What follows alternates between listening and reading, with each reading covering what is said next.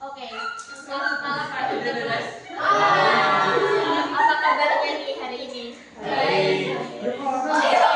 Semoga semua teman-teman di sini sekarang sedang dalam kondisi mental yang bahagia. Sebelum aku mulai untuk memasuki topik, aku pengen kita jujur sama diri sendiri dulu. Siapa yang tadi pagi di sini hal pertama yang dilakukan saat buka mata atau pas nyawanya belum kumpul tuh adalah ngecek HP? Siapa? Saya. Oke, tenang. Kalian tidak sendiri. Saya pun juga sering terjebak di kebiasaan yang sama. Karena di kehidupan di era kita sekarang ini scrolling itu kayak udah jadi refleks alami ya. Kayak bernafas adalah hal yang wajib. Kita masuk pada fase dewasa awal, fase dimana kita mulai memikirkan karir, jati diri, dan juga masa depan. Tapi di saat yang sama kita adalah penduduk asli dunia digital. Nah, hari ini kita akan ngobrol santai aja nih. Apakah jendela digital yang kita buka setiap hari itu membuat kita makin luas memandang dunia, atau justru diam-diam membuat kita merasa makin sempit dan cemas? Siapa yang punya opini? Saya. Apa tuh? Tergantung konteks apa yang dilihat. Kalau yang dilihat itu konten-konten yang galau ya bikin cemas, tapi kalau yang dilihat itu konten-konten yang edukatif ya itu nambah wawasan. Oke, jadi aku punya dua sisi tentang sosial media. Yang pertama adalah sisi terang. Jadi kita harus adil melihat sosial media dari dua sisi, yaitu sisi terang dan juga sisi gelapnya. Yang pertama kita bahas dari sisi terangnya dulu. Kalau kita bijak dalam menggunakan sosial media, dia itu bisa dijadikan sebagai alat yang paling sakti untuk generasi kita. Sosial media itu memiliki dampak positif. Yang pertama kita bahas adalah dia bisa jadi jendela kesempatan bagi kita yang sedang membangun masa depan. Sosmed itu kayak perpustakaan raksasa, jadi kita bisa mengakses segala informasi di seluruh dunia dengan mudah. Kita bisa dapat info beasiswa, kita bisa lihat video-video apapun itu dari sosial media.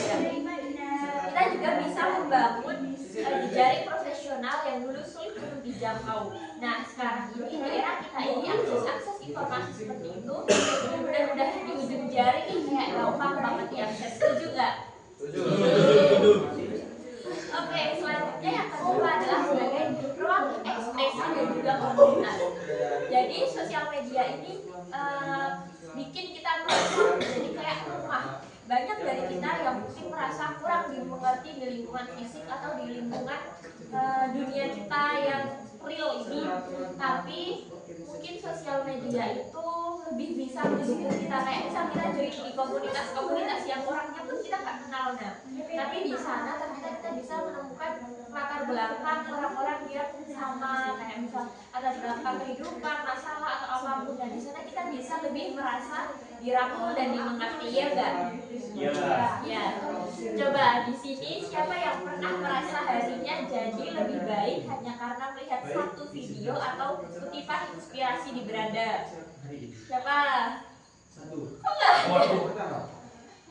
Gimana? Emang kalian nggak pernah tuh kayak harinya lagi galau, lagi gundah, terus buka sosmed, nemu video lucu atau kata-kata motivasi yang jelas langsung membuat hari kalian lebih baik? Itu nggak pernah? Pernah. Nah itu jadi kadang dunia kita sehari-hari ini nggak lebih baik dari sosial media yang kita nggak tahu siapa tuh orang-orang di balik konten-konten yang kita lihat itu. Nah, jadi kan kita harus adil. Tadi kita udah bahas sisi terangnya. Sekarang kita bahas sisi gelap dari sosial media.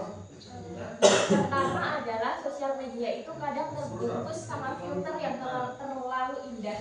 Jadi masalah terbesarnya adalah jebakan perbandingan. Jebakan yang dimaksud adalah yang pertama itu ilusi kesempurnaan.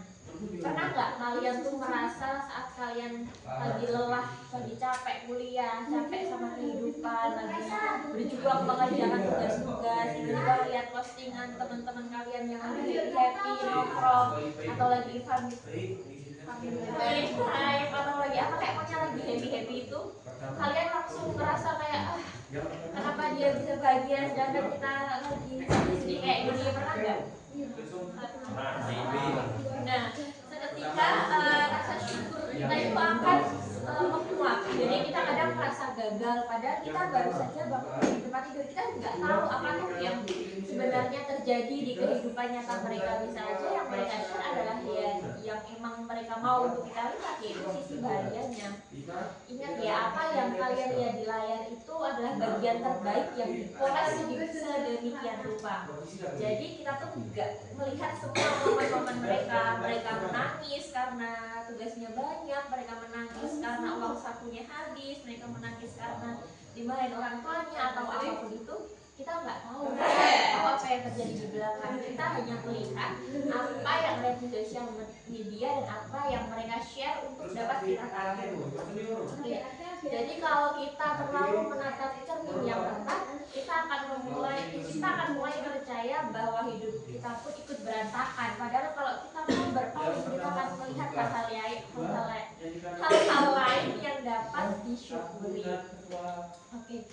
Selanjutnya adalah sosmed itu memaksa otak kita untuk mengkonsumsi ribuan informasi setiap harinya. Jadi akhirnya kita tuh sering merasa cemas, susah fokus, dan juga merasa harus terus berlari mengejar tren agar tidak ketinggalan. Atau kalau sekarang itu biasanya disebut FOMO. Kalian tahu kan FOMO? Tahu. Itu teman gue banget. Iya, itu teman lo pada. Nah, karena FOMO itu kadang mental kita tuh jadi capek. Kita harus susah mengejar sesuatu yang nggak seharusnya kita kejar, kayak ya udah aja, kita nggak harus seperti orang lain. Lalu apa yang harus kita lakukan agar kita tetap bisa di zaman ini namun tidak harus sedih? Solusinya adalah bukan lari tapi memegang kendali. Aku punya beberapa tips yang bisa teman-teman lakukan untuk memasak kendali dari sosial media. Yang pertama adalah diet konten. Sama seperti tubuh, mental kita juga butuh asupan bergizi.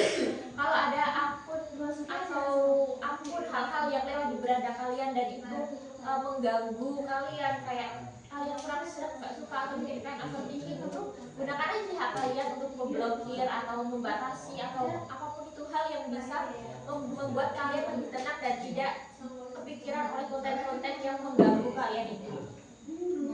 Jadi kita bisa tuh unfollow akun-akun yang bikin kita nggak nyaman untuk mencintai diri kita sendiri demi ketenangan dan juga kebahagiaan kita.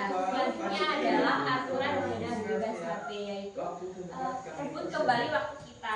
Kasih tuh otak kalian waktu untuk memproses realita tanpa intervensi hidup orang lain. Setidaknya 1 jam sebelum tidur atau saat sedang makan sama orang-orang, kayak lagi nongkrong sama teman-teman itu, udah kalian nggak usah tuh mainan HP, letakin aja HP-nya, kita ngobrol, kita bersosialisasi biar hidupnya tuh nggak terlalu terpaku sama gadget.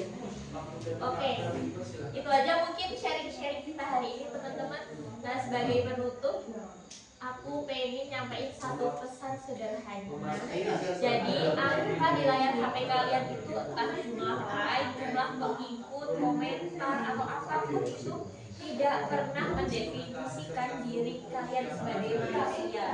Jadi dunia nyata jauh lebih luas daripada layar smartphone kalian ini.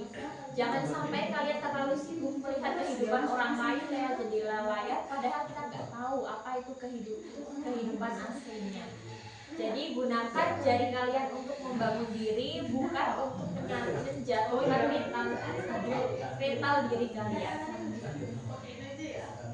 Terima kasih audiens saya atas perhatiannya. Semoga kalian tetap sehat mental, sehat badan, dan lancar-lancar kuliahnya. Terima kasih.